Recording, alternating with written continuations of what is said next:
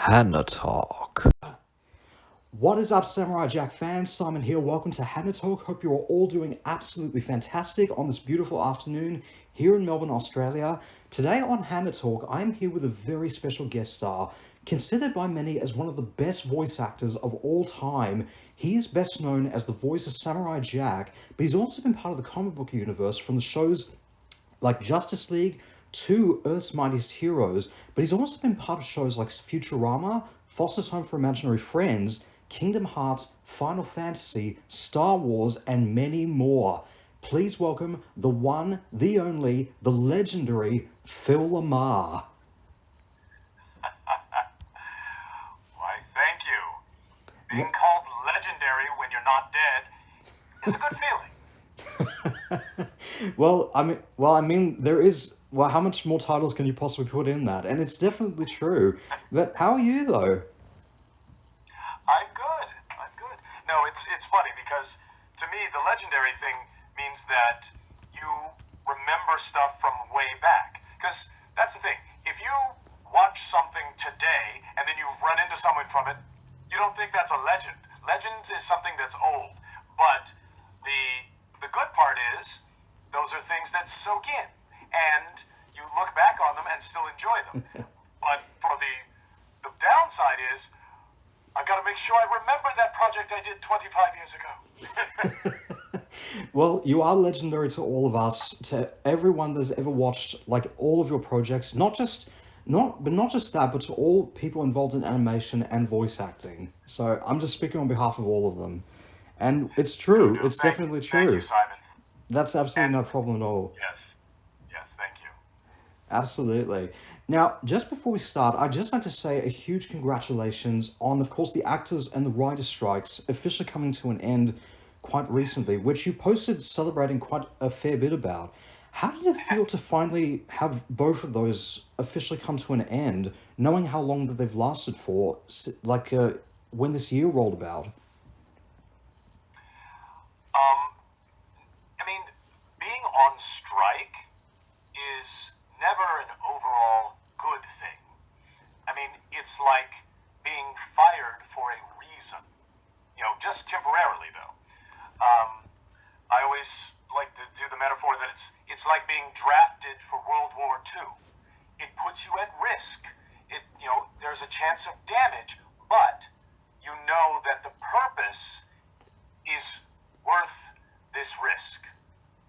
And the fact that we have finally come to a conclusion is so wonderful, because I'm a member of the Actors Guild as well as the Writers Guild, and I've been involved in a strike once before with the Actors Union when we did a video game strike, 6 years ago, and that was a very similar thing. We were trying to keep the structure of the entertainment industry that has helped artists be able to make livings. We were trying to move that into this new tech world of the video games, because they were like, no, we don't need actors. We used to just have the guy in rendering do the voice of the characters.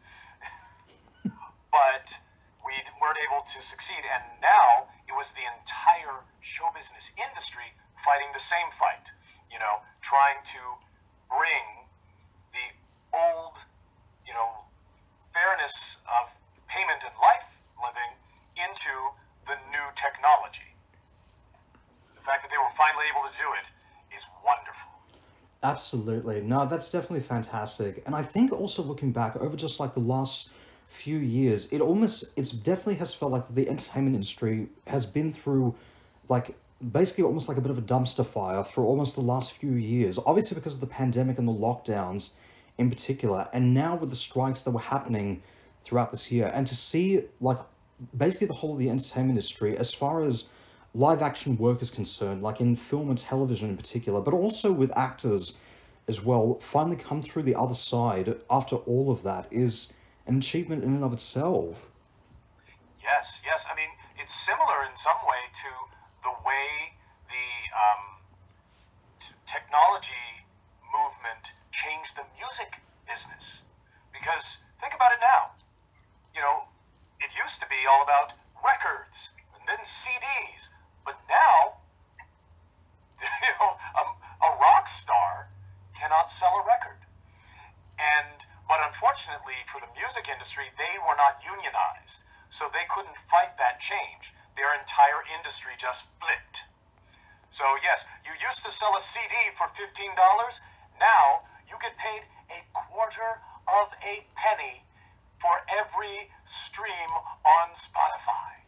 Yes, no, that's definitely true. So, but if the actors and the writers can come through on the other side through something like this, then anything's possible at this point. Anything's totally possible. Yes. That's what I like to believe. And the best thing about it is for both us creative workers and for the audience, if we can keep doing this and make a living still doing this, then that means we can keep the quality of stories in people's lives going, as opposed to if they just had the AI write all of the television shows and movies. You know, I mean, think about that. That's as if, you know, then if you're a child growing up in that era, you're not going to have shows that come into your heart when you're a little boy and stay there until you're in your 30s. You're not going to be a fan of anything because the algorithm is not human. No, absolutely. I definitely agree on that. But yeah, that's absolutely fantastic that not just yourself, but every single person that was involved in both of the strikes and in all parts of like the entertainment industry, as far as film and writing was concerned, has finally come through on the other side for this. So this is a huge achievement, and that's absolutely fantastic. Yes. Absolutely. Now, let's get started on like the very beginning of your career. How did you get started in acting? Actually, it was an unusual path because growing up, I was just a little nerdy book reader. I would just sit in a corner reading, you know, series of books, Lord of the Rings, Sherlock Holmes, Conan the Barbarian, or reading comic books, you know, old Batman, Mad magazines. But in 8th grade, my school decided to do a play based on a book that I loved growing up, a book called The Phantom Toll Booth, about a little boy named Milo who gets a toy toll booth and he drives a little toy car through it and it takes him into another universe. Wow. And so I auditioned for the play not because I considered myself an actor or, you know, because I liked getting attention. I just loved the book, and I was a little character towards the end of the book, a minor little character that I thought, oh, I want to play him. And when I auditioned for the play, I wound up getting cast as one of the lead characters instead. And opened the play, doing a monologue alone on stage under a spotlight to the audience, and that flipped a switch in my brain and turned me into an actor. Wow, that is absolutely fantastic, and especially like being involved in a play based on the Phantom Toll Booth, which I am very familiar with with the story of that. Obviously based from the book, but more so based on the movie that was based on the book itself, which was the live action animated hybrid, which was in that very Looney Tunes, Chuck Jones kind of era, which is just absolutely fantastic. But no, that's absolutely wonderful. And who would you consider to be like your acting influences? Oh gosh, it's interesting because, you know, growing up as a little nerdy guy, I considered myself a big fan. I had memorized TV Guide. I knew, you know, because back when I was growing up in the 70s and 80s, you didn't have access to the internet, so you couldn't just get the name of everyone in everything just seconds away. You had to watch the credits and memorize them, which is what I used to do. So I knew the names of character actors that most people back then didn't know. You only knew the names of the stars, you know, the people whose names were above the titles on the movie poster. But for me, I cared about, you know, little characters, but the people, the actors that back then and to this day are fundamental to me. People like Sidney Poitier, Robert Guillaume, John Ritter. There's an actor from a show called Soap, Richard Mulligan, Carol Burnett, and comedians like George Carlin or Richard Pryor. And I always considered my favorite actor/character icon was Bugs Bunny. Wow. You know, which back then, that was the only voice actor that anyone knew the name of, Mel Blanc. Yes, that's definitely true, and that's absolutely fantastic. How you spoke about how you were very much like into a lot of the character actors, like basically the actors that no one really had noticed that much, and really the only ones that people would notice as far as big films and big TV shows were concerned were like the really big stars. But you were the one that were more focused on the character actors specifically, which reminds me of this interview that I once did with Katie Lee a few years back, who most people remember from a lot of Disney productions, particularly The Adventures of the Gummy Bears, where she spoke about voice actors. I think she described them as being like famously anonymous was the term for it. Yep.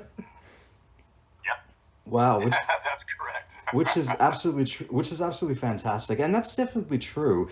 I mean, yes, in one sense, like, yep, you're anonymous to people that have no idea about animation and voice acting, but you are famous to people that know this stuff back to front and that attend the comic conventions to meet these people, which is just absolutely brilliant.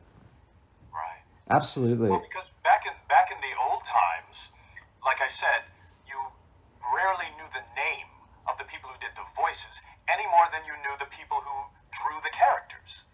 I mean, there were a handful of animation artists, directors, Tex Avery, Chuck Jones, you know, maybe 2 or 3 who we knew by name, but hundreds of others who were involved in creating these cartoons and these characters that were iconic to our childhoods.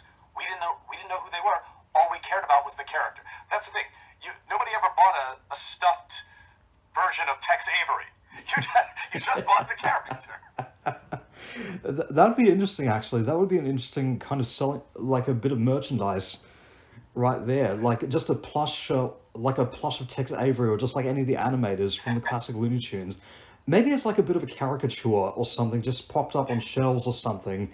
That'd be pretty amazing to see, though. But you never know. You just never know. Actually, Simon, I did see something that is close to that example. My friend and legendary mentor Rob Paulson posted from a convention one time where someone brought a Funko Pop of him. Not just of Pinky or one of his Ninja Turtle characters, but someone made a Funko Pop of Rob Paulson. Yes. Wow, that's amazing. Well, I mean, there are those custom. I mean, I do know for a fact that they do make custom Funko Pops, so you can actually make Funko Pops literally of yourself. So yeah, that's probably the closest thing to like making a plush version of like Tex Avery or Chuck Jones at some point. But no, that's absolutely wonderful. That is fantastic. Now, looking back across at like your entire career, as you were talking about like being specifically admiring about the character actors much more than the main actors in like a lot of productions that you grew up watching at the time. So obviously you've worked across in both live action and in the voiceover world. Was there a particular type of like acting industry that you were more drawn to, more so than the other? Not really. I mean, I was a fan of the work, but it was not something that I considered going down that path later in my adult years. And also, I have to be clear, Simon, because I was acknowledging the character actors, that doesn't mean I was ignoring the stars. The stars also mattered to me as well. I mean, people like Henry Winkler as Fonzie on Happy Days, or Tom Hanks, or all the stars, Sylvester Stallone, because those characters, that take up most of the movie or most of the TV show, they matter as well. I mean, Mark Hamill as Luke Skywalker was definitely huge in my brain. Right. No, that's absolutely fantastic. And I think that's really great how, like, yeah, you obviously from working in both those industries, like working in the live action world, working in the voice acting world, that there really isn't like a clear preference to which side you wanted to go down more so. It's just it just ended up falling into your lap that, hey, I'm working in the live action world and I'm also working in the voice acting world at the same time, which is just absolutely brilliant. Well, actually, in the 80s and 90s, there was a distinct path. The on-camera world was considered a career. The voiceover world was just a little side world. It was not considered something you could make a living doing. Right. So if you, like after college, when I came home to Los Angeles and decided to pursue an acting career, the path that was thought of back then was trying to do television and movie on-camera work. Wow. No, that's absolutely fantastic. But in the 90s, when channels like Nickelodeon doing 24-hour children's programming, that increased the number of animated shows in the US. And then voice acting actually became a career. Wow. Yeah, no, that's absolutely fantastic. That is definitely true. And here you are still to this day forward, still involved in live action and still involved in voiceover work after all this time, which is just absolutely brilliant. Yes. Absolutely. Now looking back across at like all the roles that you've done in the past that you currently do, do you walk into like a particular series or project expecting to play like a certain character, or is it like a jack in the box, just not knowing what to expect? It is more like a jack in the box because actors do not hire themselves. We put ourselves out and hope to be chosen. But statistically speaking, most of the time you are not. I mean, most of us, I think, have a 10%,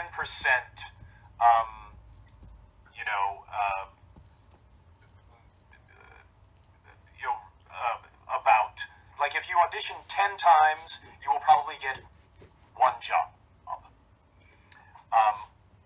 But, hopefully you think, well, if I get more success, then perhaps your percentage will increase. Or even more likely, the amount of opportunities, your chances to audition will increase. So, okay, now I get 30 auditions, so I can get 3 jobs. But you have no control over what. I mean, it's funny because a lot of people outside the show business industry think that we choose our work.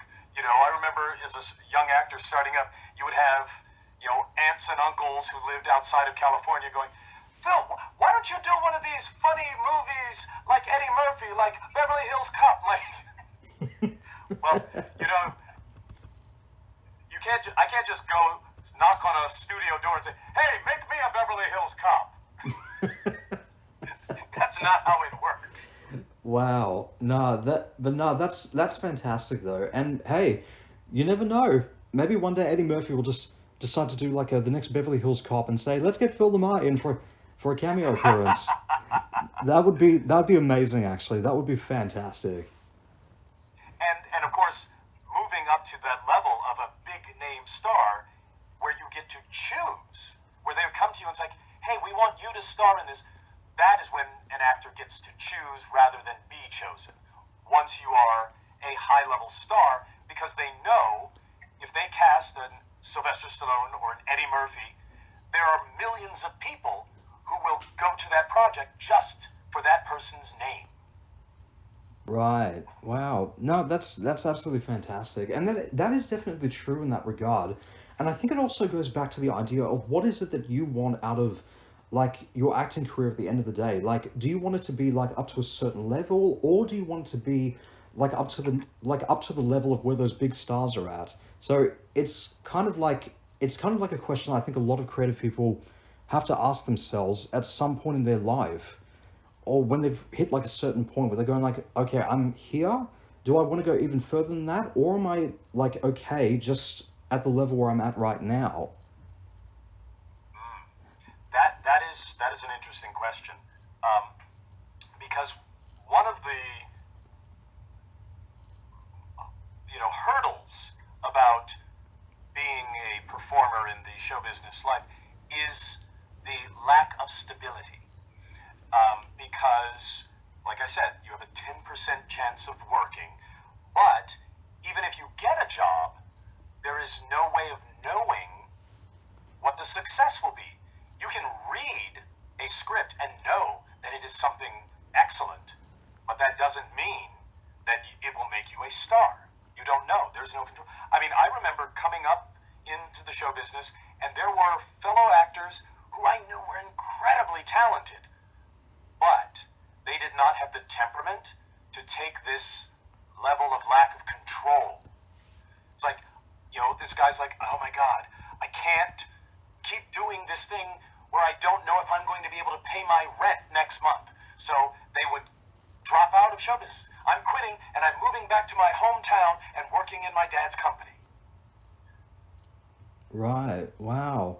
But but no, that's definitely true in that regard. And I think it's just a constant matter of just like constantly hitting the next level, constantly hitting that, and also looking at like what is it that you want out of the business really at the end of the day, at least from my perspective anyway, because like you obviously have like these huge name A-list actors that are constantly hitting these hurdles and stuff, but you've also got like the level of actors as well that know the craft that they belong to in that regard and go like, do I necessarily want to be hitting at the, like, yes, there are these A-list actors right up at the very top, but also at the same time they would have their privacy taken away from them just because of being in the business and stuff, and you'd be going like, okay, yeah, I can hit up to this level where I can be creatively a bit more involved than I am in the roles that I'm at, but at the risk of losing like my private life in the process. So it's kind of an interesting sort of conundrum there in a way. At least that's to my perspective anyway. Well, and I think a lot of that varies based on people's personality. I mean, there are certainly people who pursue performance for attention. I want people to look at me. That's why I've bleached my hair. That's why I wear fancy clothes. But there are also other people, like you said, there are some who want to be famous or rich, but as I said, there is no control. You can't just say, well, I'm only going to do movies where they pay me $20 million. That's not a path you can just make for yourself. That's mostly due to luck. But yes, especially because the nature of fame has changed over the last several decades. Like we were talking about before, those middle-level character actors were unknown before. Only the big stars were names that anyone knew. But now, everyone knows everyone's name. I mean, I remember going to a Comic-Con one time, and there was some YouTuber who was having a panel, and it was packed in the room as if one of the Beatles were on that stage. And I was like, wait, how can someone have this much fandom and me not know their name? But that is the nature of the shift of fame these days. It's niches, There is somebody who's huge on TikTok, has 2 million people, but there's someone, a movie star who's never looked at that TikToker. Or just because the internet groups together each individual grouping, whether it's a genre of movies or games or, so, you can get all of the fans of one particular thing to come for that person or that show or that project that they are a fan of. Whereas in the old days, if something were on the fringe, you know, 20 people would get together to go see that movie. But it was only the big mainstream things that would be selling out crowds. But nowadays, everyone can find their fandom. Absolutely. No, I think that's definitely true in that regard. And definitely in that regard, as you were mentioning about, like with the YouTuber, for example, who was packed out from doing from a panel at a comic convention. And I remembered asking this question. I actually did a video about this and a post about this on my page, because I got asked over the years when I was doing my YouTube channel, which I've been doing for the last 8-9 years now, and I've been asked constantly by not just friends of mine, but also from several voice actors I've interviewed over the years. They've asked, how did this come about, and why have you been doing HannaTalk for so long? And I answered that question in saying that it was just to show off like a side of myself that was not just this and that, but also primarily just to really show my support to the animation and the voice acting industry.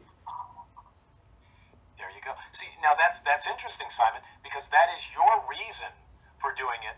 But I guarantee you, there are some people who are doing podcasts for as long as you, not because they see the purpose of the work or because they enjoy it so much, but because a bunch of people clicked likes. So they're doing it for the attention. Exactly. And I think honestly that like, and look, I honestly understand that perspective, of course, like only doing it for the likes and for the follows and stuff, but you also have to have an idea of why you're doing this in the first place. And I think that's a question that I think a lot of people really need to ask themselves, especially in this day and age, for example, like with the amount of social media and the amount of technology that has evolved in the last few years. And I think, honestly, if people just need to just come back to earth and ask themselves those kind of questions and see that, I think it would make the entertainment industry a much better place to live in at this point, because it'd be fair for everybody, at least personally. So, yeah. Now, looking back across at like any character or any series that you've done, for any series where your character is like a main character or is a character that is featured prominently across the series, do you have an idea of where your character is going in terms of its character arc or story, or is everything just recorded out of context? Well, actually, I'm trying to think. I suppose if someone is an on-camera star of a television show, they may talk through the series arc with that star, or maybe only if that star is a producer. But in the animation world, you are handed your script the day or week before the record, so they can't take the time to work in with the actors, because also it's not our choice. When as a voice actor, you are at most a third of the character, because without the writing and the art, it is not complete. So they're not looking for us to give them notes on the scripts. Like, no, have him do this. It's like, Phil, no, when we brought you in, we had already done a storyboard for this whole episode. We can't rewrite it in front of you right now. Right.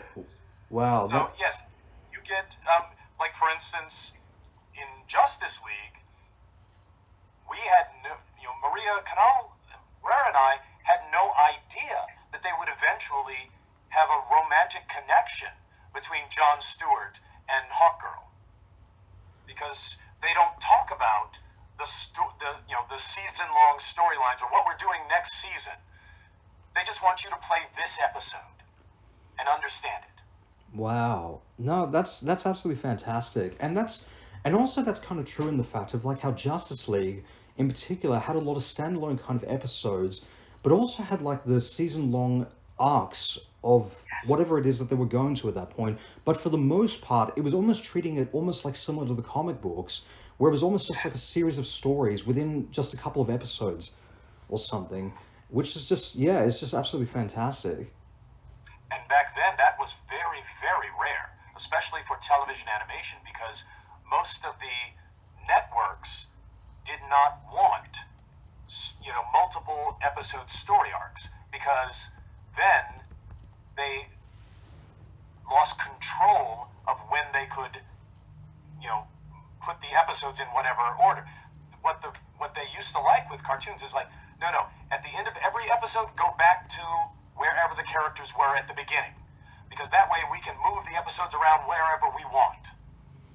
Right. But with Justice League, and I think this was partially because Bruce Timm, had done Batman the Animated Series and had shown them this is not just merchandising to sell toys. This is artwork. Absolutely. And there's honestly a reason why Bruce Timm is just like one of the best storytellers of all time, not just in DC work, but obviously just mostly known for his comic book work, but just one of the best of all time in that regard, for taking the characters that everyone grew up with for the last 80 years of their life and turning it into something really extraordinary. Yes. Absolutely. Well, because Bruce is one of those legendary artists who is also a adapter and creator. Because I would put him alongside with Neil Adams, people who take something that is already established iconically, Batman, but they reinterpret it into a way that ties it into the character that we all know and love, but also tell new stories in a better way. So it's not just about copying the issues from 1938, but you take the great vibe, the thing that established Batman as a solid character and kept him going for 80 years, you take that and then you reinterpret it yourself. Absolutely. No, that is definitely true, which is just absolutely fantastic.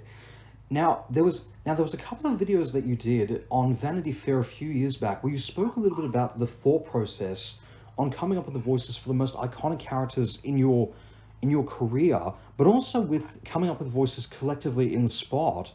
Like, what did you find was like the hardest voice for you to portray as far as an actor is concerned? Oh gosh. Well, the ones that are the hardest are the ones where they don't give you as much context or description. Because if you just come up with something in your head that looks like the drawing, that's more difficult. But in general, creating animated characters is a collaborative exercise. The writer, creator puts forth their concept. The artist shows you the physicalization, and you take those things in and come up with your interpretation. Okay, well, a character with that personality looks like this, then I think he would sound like this. And if that fits with the creator's concept, then you guys go, perfect, Phil, that's it. Let's move forward with that. Wow. No, that's absolutely fantastic. That is absolutely amazing. Now, obviously, that collaborative process, Simon, can shift. And for my career, one of the biggest examples of that is Futurama. Because when I first auditioned for Futurama, the character, the certified bureaucrat of Planet Express, was a chubby accountant-type character named Dexter. And that was the interpretation Matt Groening gave me, and that was the voice I gave him, and he said, oh, that works, that's it. But then 3 episodes in, they realized that the character wasn't really working as well as they hoped. And so they came up with another idea. Wouldn't it be, and I think it was something along the lines of, wouldn't it be funny if this, very, anally retentive, bureaucratic person was from a Caribbean background? So you have a mashup, And so they said, Phil, can you do a Jamaican accent? I'm like, sure. And so we changed the character. wow. So he became a bureaucrat, but from Jamaica. And that was funnier. Wow. No, that is absolutely fantastic. And it's definitely true, as you spoke about during that same exact video, which to all the listeners out there, I'll be sure to put links in the description below to those two videos because they are absolutely fantastic. But yeah, it's just as you explained about like how it changes from character to character to project, depending on what the character is. And sometimes it will come easier, others will take just a little bit of time just to get to the results, like on what is after in the creator's mind, so to speak, which is just absolutely amazing.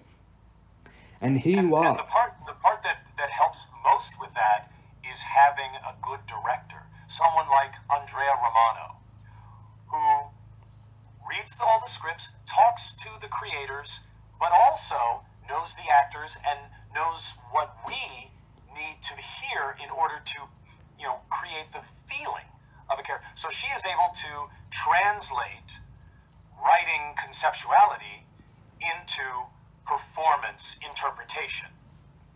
And so, she helps combine our two worlds together. Or a director at her level does that. Absolutely. No, that is absolutely fantastic. And that's definitely true in that regard. In that, across all the projects that you've worked on, you've worked with some of the hugest names within the animation industry, from the likes of Gendy Tartakovsky to Craig McCracken to Bruce Timm to Andrea Romano, these huge names in the animation industry and the best storytellers like of all time, and still continue to do works that is just right up there with the very best of them, not just in animation, but just like in film and television in general. It's just absolutely fantastic. Yes, I mean, and it's funny because when you said legend at the beginning, what that made me feel was, well, it's definitely one L word. You say legend, I think lucky. Because the reason you think of my work as legendary is because I have been lucky enough to work with so many wonderful creators and writers. And they give you great characters in wonderful, well-built worlds. And that is things that an audience takes in at such a great level. Absolutely. No, that is absolutely fantastic. That is really wonderful. And I know that, we voice actors get a lot more credit than the artists. I sort of say that voice actors are like the lead singer of a rock band. We're the one up front on the microphone that gets the audience's attention. But without the rest of the band, that song would not be as amazing. I agree. I agree 100% on that. That is definitely true.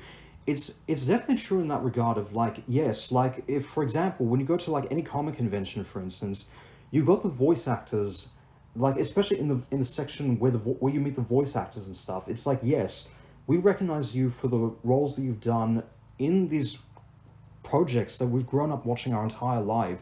But if it wasn't for the work of those animators and the people involved behind the scenes, that show would never have happened today. That show would never have existed today, which is definitely true. But no, that's... I mean, the reason, the benefit for us voice actors is that things that come in your ear can sit in your head and heart. Like your parents' voice. The things your mother or father used to say to you when you were 3 or 4 stay in your head into your 40s. You hear those voices. And it's funny because I remember an experience where I felt that at a job. The first time I got to do an episode of Scooby-Doo, a cartoon I grew up watching. And I remember walking into the recording studio, and then Casey Kasem, who had always been the voice of Shaggy, walked into the studio, went up to his microphone, and the engineer said, "All right, Casey, give us a couple lines so we can set the volume level." And he starts doing the Shaggy voice, standing right next to me. And I felt the hairs on the back of my neck stand up. And I felt myself transforming into an 8-year-old version of myself sitting in the living room with a bowl of cereal in my lap on a Saturday morning. Wow. That is incredible. No, that is absolutely fantastic. And it's funny how you were speaking about, like, for example, having that sort of, like, like pinch yourself kind of moment with Casey Kasem during working on the Scooby-Doo like that, but also reminds me a little bit of like the series Futurama, which we've spoken a little bit about, where it's been just like with The Simpsons, has been noted for having a lot of very notable guest stars across its entire run, even down to the revival series as well. Was there a particular guest star that what was like your favorite guest star to have on Futurama? And was there a particular guest star that you wanted to have on Futurama, or you would love to have in the future of Futurama? That's an interesting question because I feel like, obviously when they had all of the people from Star Trek, in that one episode, that was amazing. But Hermes was not a significant part of that episode, so I was not there for the record with those, iconic actors. I did not get to meet Leonard Nimoy, which I really wish I had. I mean, with Futurama, it's interesting because for me, I feel like the biggest stars are the fellow cast. Being up there with Katie Seagal, who even before we even met, she was a huge TV star. Billy West, who was, just an iconic character. I mean, John DiMaggio. All of these people are so incredibly nice and incredibly talented. But yes, actually, I feel like I got to interact with guest stars more on Static Shock and Justice League. Yes. Than I did on Futurama. And I think maybe it was just because of the size of the cast and also which, characters had scenes with those guest stars characters. On Justice League and Static Shock, I was in most scenes. And I remember when the Emmy Awards happened before the strike and before COVID, there was Judith Light and there was another amazing actress who both won Emmys that night and gave great speeches. And I realized, oh my God, I've worked with both of them on episodes of Static Shock. Wow. That is fantastic. And that's definitely true in that regard. In that Justice League, even though it was like a DC animated property, brought in like some huge named actors for like a lot of guest appearances, but also for a lot of recurring roles as well. From the likes of obviously Mark Hamill, who went on to had been the voice of the Joker since the Batman the Animated Series. Even several of the actors during, I think it might have been even actors during like the Justice Guild episodes as well, which was kind of their reference to the Justice Society comic books, which is funny. Yes. We got to work with Patrick Duffy. Yes, that's right. Yes. And it's kind of funny thinking about those episodes because obviously you spoke about like how much you were a big comic book fan and everything. And I thought of the comment that your character said about the Justice Guild, saying there were comic book characters, and he was a big comic book fan growing up and suddenly got to meet these heroes. You can think of that as like a meta reference to yourself in like having grown up as a big comic book fan and suddenly getting to play in the most iconic comic book properties from DC to Marvel years later. No, that was fascinating.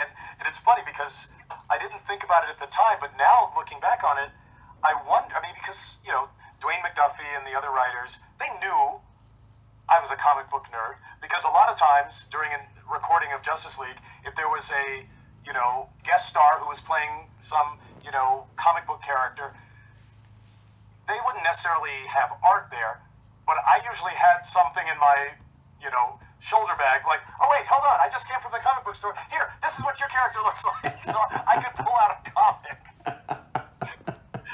It's like, wait, Phil, are you the R&D department of this show? No, I'm just a comic book nerd. No, that's absolutely fantastic. That, and actually, which goes into my question here, not just to you, Phil, but also to the fans out there. Obviously, because of what's going on with DC, Marvel, and Star Wars at the moment, let me know to everyone in the comments below. What do you want to see them do in either the animated or live action world of Marvel and DC going forward? And leave a like or a comment if you really want to see Phil LaMarr make a Stanley cameo or play a live-action alternate universe version of Jon Stewart in the live-action DC movies. Well, no, I mean, I think you need to cast someone taller than me to play Jon Stewart live action. Well, it's kind of funny you were talking about that because I think there was kind of a story I remember from when they did the live-action version of Crisis on Infinite Earths at that time, and they obviously got Tom Welling to come back as his version of Clark Kent for the series. Everyone was kind of expecting Michael Rosenbaum to show up as either Lex Luthor, but I think the even bigger idea was would have been to cast him as his version of Wally West from the original Justice League cartoons, because I know for a fact a lot of those actors are live action actors, and they did get the late great Kevin Conroy to be Bruce Wayne in Crisis on Infinite Earths. May he rest in peace. It would have been amazing to see you as your version of Jon Stewart, Michael Rosenbaum as his version of Wally West, and obviously like George Newman as his version of Superman. All those kind of things. That would have been the icing on the cake. That would have been perfect. Yes, well, no, it's definitely for the animation fans, but I think for a lot of the people in the on-camera world, they don't consider the animated world as important. So, but I mean, the fact that these people did, well, actually, Kevin Conroy had an established on-camera career. So they weren't casting him to play Batman just because they were cartoon fans. He was already established on camera. Although I do think that was an Easter egg for Batman fans. You know, to let Kevin finally play Batman on camera, not just on microphone. But a lot of times they are trying to keep distance from the lower paying versions of their, like for instance, I had played Baxter Stockman in, you know, the animated Teenage Mutant Ninja Turtles, and then when they were making the live action movie, my agent got me an audition for Baxter Stockman, and he specifically said, "Don't mention that you do the cartoon." Wow, that is crazy. That is absolutely insane. But did you end up getting into the live action Teenage Mutant Ninja Turtles at the end of the day? No, they cast Tyler Perry to play Baxter Stockman. Well, if you could manage to audition for the live action Teenage Mutant Ninja Turtles like that, someone just get in touch with James Gunn or Kevin Feige or Dave Filoni just to get you as yourself in a full-on live action capacity, because that would be amazing. Well, it is interesting because the one time I've had a voiceover job lead to an on-camera job was actually in the DC universe on camera. Wow. On the series Supergirl. Yes, where you of course were the voice played Malefic, Martian Manhunter's brother from the DC comics. Malefic, yes. Yes, Malefic, that's right. And that absolutely blew me away when I first saw you on camera like that. It was almost kind of like a bit of a reference to, like, seeing you as Green Lantern in the Justice League cartoons and then suddenly jumping into the live action world, and especially leading up into Crisis on Infinite Earths, which would have been the biggest crossover at that point. I will have to say I was a little bit disappointed that they did not get you to come back as your character during Crisis on Infinite Earths, or even like go that extra step beyond as having you play like a version of Green Lantern during the crossover, because that would have been amazing. But I know for a fact that DC is doing the animated Crisis on Infinite Earths movie, and James Gunn has spoken a little bit about what he wants to do with the DC universe, so anything is possible at this point. Yes. No, I mean, it's funny you said you were disappointed, because I actually was too, just as a big DC fan, because working on Supergirl, I knew that I had friends who worked on Arrow and everything, and I knew that the Crisis shooting was about to start the next day after I've finished shooting my last, scene. It's like, yeah, but Phil, your character's flying back to Mars. Oh, okay, so he's not going to be here for the Crisis. But I mean, not so much as a fan. I mean, not so much as a, just for my ego, I wanted to be in the Crisis. But it was more as a fan. I want to be around and watch all of these, all these Superman and, all these great actors playing all of these classic, iconic characters. I would love, and also because I have so many copies of the comics of Crisis on the Infinite Earth that, as a fanboy, it would be nice just to be on set, even if I didn't have a line, like in Spider-Man 2. Absolutely. No, that would be fantastic. And hey, with James Gunn being officially taking charge of the DC universe and him talking about how much his live action world is taking a lot of inspiration from the original Justice League cartoons and Young Justice, which is another series that you worked on, that goes to show just how much, like, anything is totally possible at this point. And him being the big fanboy that he is, fingers crossed that you and all the other the original Justice League actors that are still around today would get a chance to cameo in the live action movies, because that would be amazing. And the even better thing is that it shows that James Gunn is rooted in quality. Absolutely. Because those series are amazing. And in the earlier parts of the years, it seemed like some of the people making the decisions in the on-camera DC universe were just like, we're making a comic book movie. Make it colorful. Give him nipples. You could tell that they were not aiming for the quality of it. They were just trying to, serve the genre. It's like, no. There was no such thing as a comic book movie any more than there is such thing as a novel movie. I mean, is Harry Potter a novel movie? No. It is about this character and this world. And you have to treat the comic book movies that same way, which is what James Gunn did. That's why, with his Marvel Universe work, he was able to take characters that were not stars of the Marvel Universe. Like, I mean, most comic book people didn't buy Guardians comics. But he has moved those characters up by embedding them with feeling and reality and personality, as opposed to just playing it goofy like the comics. He made it better. Absolutely. And that's definitely the strength that I think the DC Studios is definitely going to have at this point. Having James Gunn taking charge of the entire thing, and just for James Gunn to say, yep, I've seen what's happened over these last few years, how much lower can you possibly get? But I'm here to bring it right, but I'm here to rise it back up to where it's supposed to be. Yes. Because I'd like to believe that. I'd certainly like to believe that. And he's the one that gave us Guardians of the Galaxy, Suicide Squad, Peacemaker. So I know he's going to do an amazing job. He's going to absolutely crush it. Without a doubt. Now, obviously looking across at now obviously you've had a lot of revival shows on various projects you've worked on the years, particularly like Futurama and Samurai Jack. But if you wanted to do a revival of another project that you've worked on, what would you want that to be? Well, I mean, that's a tricky question in that, well, are you saying which job would I want to come back to? Like, we all want to come back to work, but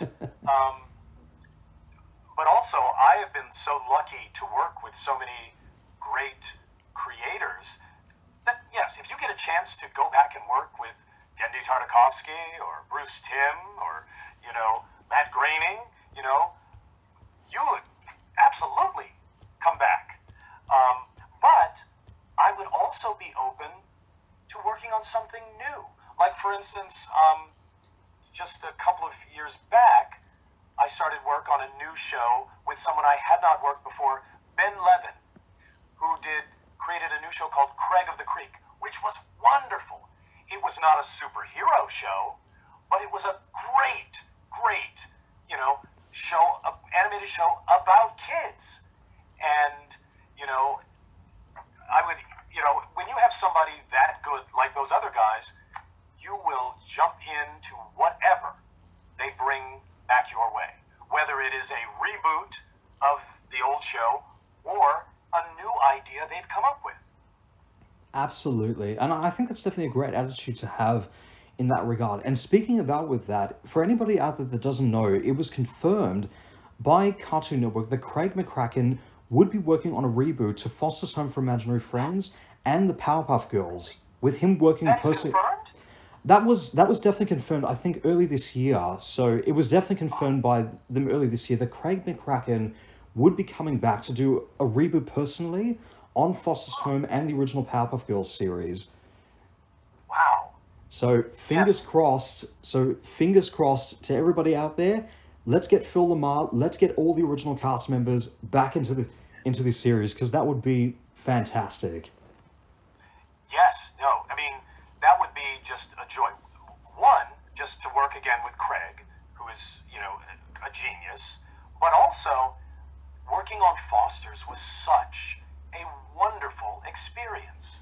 You know, getting to work with such great people doing such fun stories. Come on, I would do that for free, not just as a job. To work with Tom Kane and Grey Delisle and Tom Kenny and Candy Milo and, you know, all of those, yeah. So, I mean, you never know, especially with Cartoon Network. Sometimes when they do a reboot, they decide to recast, like they did the last time with Powerpuff Girls. That's definitely true. But if they manage to say that Craig McCracken is coming back, then he's going to be the one to take charge of the entire thing. And if you want to trust in anybody, trust in him. He is going to do. He's going to absolutely crush it, as far as I'm concerned. No, and we leave it up to somebody like Craig. I mean, he may be, if he is doing a new version of Foster's, that's fine too. Because, okay, the concept is, it's the imaginary friends that, you know, once a child outgrows them, they have to go to this Foster's home. He may have new imaginary friends. But who knows? Craig may bring some of us back to play different imaginary friends. Or maybe some of the old imaginary friends are still there, you know, haven't been adopted. Absolutely. But that would be fantastic. I trust him to come up with whatever concept will work the best. Absolutely. That is definitely true.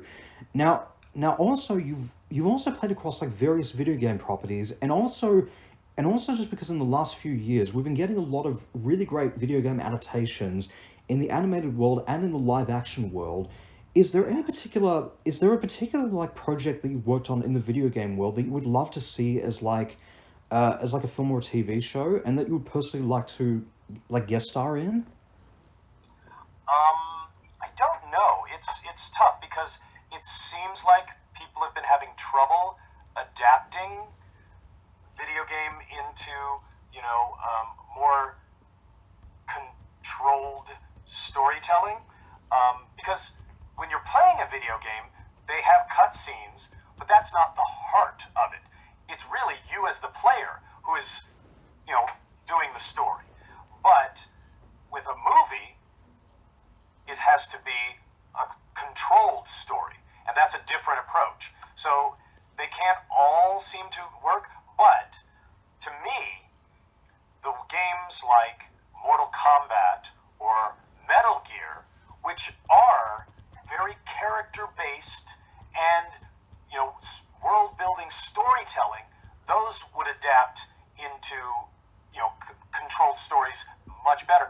And also, I know that those creators understand about character. Some video game people aren't rooted in character. They care more about your death screams than about how you say the lines. No, that is definitely true. But I think also in the fact of just like, we've been getting a lot of really successful video game adaptations in the last few years, from obviously films like Sonic the Hedgehog to series like The Last of Us, and also just this year with the Super Mario Brothers movie, and with Nintendo confirming a live-action Legend of Zelda movie as well. That yes, Really? it was confirmed. It was definitely confirmed by them So I'm pleased to be able to tell everybody that yes, we're officially getting a live action Legend of Zelda movie, which is fantastic. Yes. As far as projects that you've personally worked on, I would love to see them do in a film and TV context. I'd really love to see them do a Kingdom Hearts TV show, and I think it was reported by Disney that they were developing a Kingdom Hearts TV show, but whether it was going to be like full-on animated or like an animated live-action hybrid, I personally would love to see them do something in the vein of like Who Framed Roger Rabbit, for example. That would be pretty cool to see something like that. Yes. Well, that's interesting. I don't know, because I feel like I said, the old part of doing things for a long time is may not have a clear reference on everything. But I thought that in Kingdom Hearts, what I had done voiceover wise, I had just voice matched Kevin Kline, so a character that he had created. So if they're doing a live action, that they're going to get Kevin Kline before they get me. But if they can get you into just like a cameo in the series, or just to play like a completely different character, that'd be amazing. That would be fantastic. And if, because there had been a rumor that there was some live action version of Static being made, Yes. and I would definitely love to be involved in that in some way. I mean, obviously, I'm not going to play a 14-year-old, Superboy, but I mean, I would even do a just minor part just to be part of the on camera adaptation, just because I loved being part of. I mean, Static Shock, the animated series, was an adaptation of the comic book. I had not been part of the comic book, but that character is so wonderful. So to stay attached to him would definitely make my heart feel good. Absolutely. No, that would be amazing. And again, with James Gunn taking charge of the whole thing, anything is possible at this point. Don't be surprised if within the next couple of years he'll say, we're going to be doing the Static Shock movie, and here's the list of casts, and your name is listed somewhere in the credits. Because that would be Let's hope. I'm just being optimistic about it, but that would be amazing.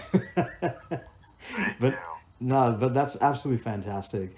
Now obviously looking across at like the voice acting and the animation industry as a whole, and also having been part of both live action and animation, what is your view on like where the voice acting industry and the animation industry stands just within like the entertainment industry as a whole? Like, where do you think they exist as far as level is concerned? Well, Simon, that's an interesting question. My perspective is that they are the same job, just a different context. It's like doing different plays with different sets. If you do Hamlet, that's a different set than if you do, King Lear. But the level of quality is the same, and that is what is important. Regardless of whether you're showing your face or expressing everything through your throat, your job is to take the script you've been given and bring it to life for the audience. Now, they are two different skill sets. To do it into a camera or into a microphone, or, for instance, like stage actors, doing it live in front of the people who are hearing the story. Those are three different skill sets, but they are all the same job. Wow. And I found that working in these different formats, if you have things of high quality, it makes the work similar. Like for me, working on Static Shock was a similar experience to working on Pulp Fiction, even though they're very two different formats. But having great characters and great scripts and amazing directing was a similar experience. That's fantastic. That's absolutely wonderful. And it's really amazing how you see it in kind of like almost a similar kind of almost a similar perspective in some way to both those kind of industries. One just happens to be live action, one just happens to be animated in this sense. But that's definitely true, and that's absolutely fantastic. Now, looking across at like the whole of the entertainment industry, if you could change one thing about the entertainment industry, what would you want that to be? Ooh, um, that's interesting. Well, um, something to change? Well, actually, it's funny because I had never really thought about that because I've been lucky enough to make a living and also to work on good quality stuff and with good people. Um, and I think any changes that I would think to make have already started. Um, because there was something I found in my early years of my career that the voiceover world was a much nicer environment than the on-camera world. In the on-camera world, if somebody behaved badly on set, but they were the star, everybody just said, oh, whatever, let him just do whatever, but in the voiceover world, everybody was nice. I remember working for the first time with Frank Welker, who was a legend. He had been doing the voice of Freddy on Scooby-Doo since 1969, and now here in the 90s was still working. And, that would have been like doing a movie with Marilyn Monroe, but he was also the sweetest, kindest, most welcoming human being, and that sets the tone in the VO world. But now I find that in the on-camera world, people are putting more value on good behavior. And that might have something to do with the internet. It's like, well, if you act like a jerk, somebody's going to post about it. So, just be nice. Absolutely. But so that change is already happening.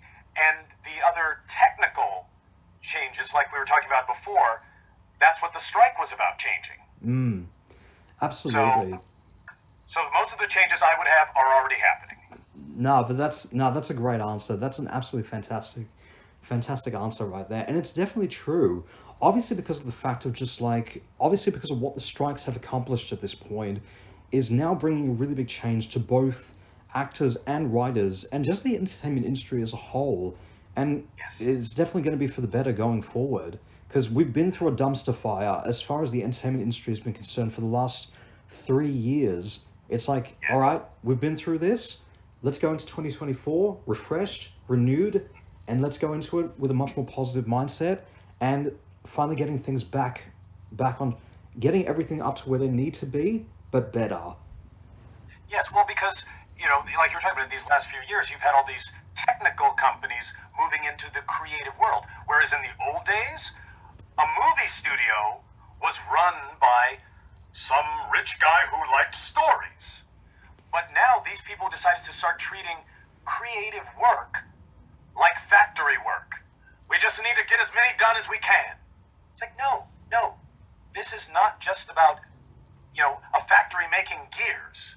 This is making things that affect people's hearts and minds.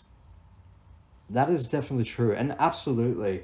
And I know that everyone's going to be listening to this interview and just going like, the Marvel Cinematic Universe, anyone? And they're working on it. They admitted, yep, we knew exactly the mistakes that were done, but that had nothing to do with the old people in charge. That was the new people that were in charge. But now that the old people are back, we're going to get it back to where it's supposed to be. Oh, good.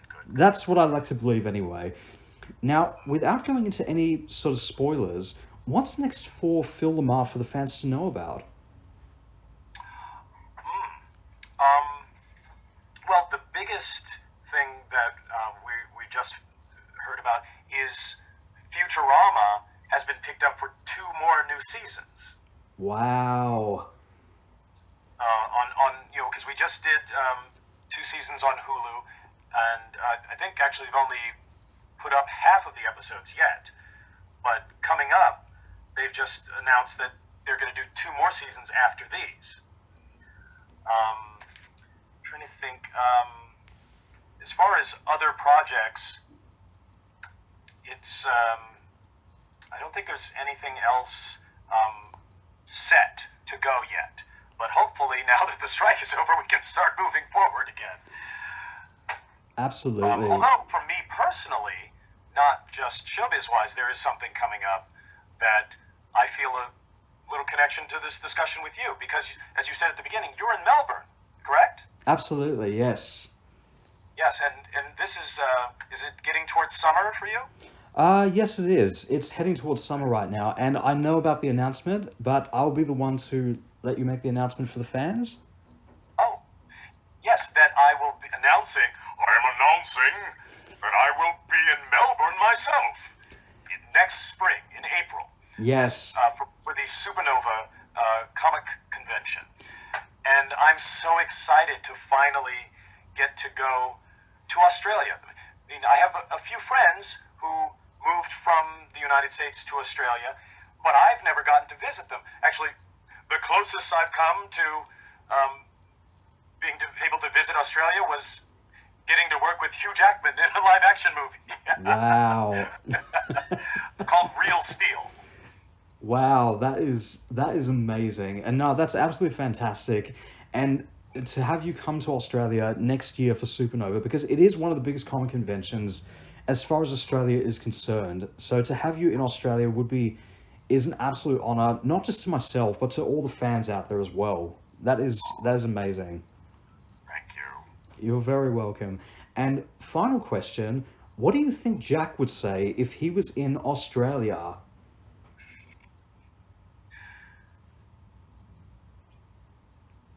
It does not take all of your power to go down under. But if you go down under, you still must jump good. Wow, that is absolutely fantastic. That is wonderful. No, that's fantastic. That's absolutely wonderful. Phil LaMarr, thank you so much indeed. It has been an absolute honor. Thank you, Simon. And I'm so glad we've finally gotten to have our conversation. It seems like it's been taking so much long for us to do it, but we did it. Absolutely. And I'm never one to give up that easily. I've been doing this for close to 8 years now, and I'm going to keep on doing this for a long, long time to come. Yay. Absolutely. You're doing very well, sir. Thank you so much, Phil. And same to you, and same to all the guest stars that I've had over the last 8 years of my life doing this. And as I said before, I do this to show my support to the animation and the voice acting industry, and to show another side to myself. So thank you all so much for that. And is there anything you would like to say to the fans out there in Australia and in the world? Gosh, well, the only thing I would like to say is thank you to the fans for watching, these good quality shows, because without you, the audience, we're just sitting in a room alone doing nothing. But when people see it and respond to it, thank you. That's what gives us a chance to keep going. Absolutely. And no, thank you to yourself and to all the voice actors out there in the world for bringing such incredible characters to life through these amazing shows. Because if it wasn't for you bringing those characters to life, who knows where animation would be at this point? Probably still in the silent film world. Right. Yes. Or just, because I feel like, I did a cartoon back in the 80s, and it was very clear that the people making it did not think they were artists. They were just trying to sell merch. That's it. But now we all understand. No, it's not just for little kids to get them to come buy toys. It's about telling good stories. Absolutely.